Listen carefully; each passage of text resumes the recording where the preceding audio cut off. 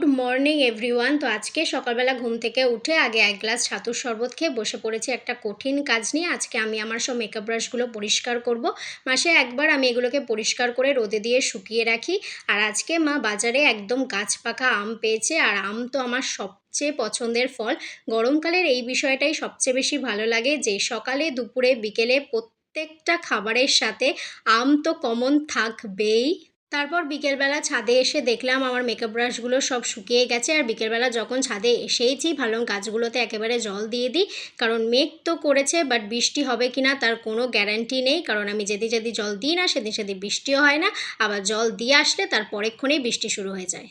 তারপর আমি আজকে মোটামুটি 30 মিনিট মতো ওয়ার্কআউট করেছি, আর ওয়ার্কআউট করে প্রচণ্ড হাঁপিয়ে গেছি, আর আমার গলাও শুকিয়ে গেছে, তাই একটু জল খেয়ে নিচ্ছি। আর ওয়ার্কআউট করলে প্রচণ্ডই রিল্যাক্সড ফিল হয়। তো আজকের জন্য এটুকুই, দেখা হচ্ছে নেক্সট মিনি ব্লগে। টাটা।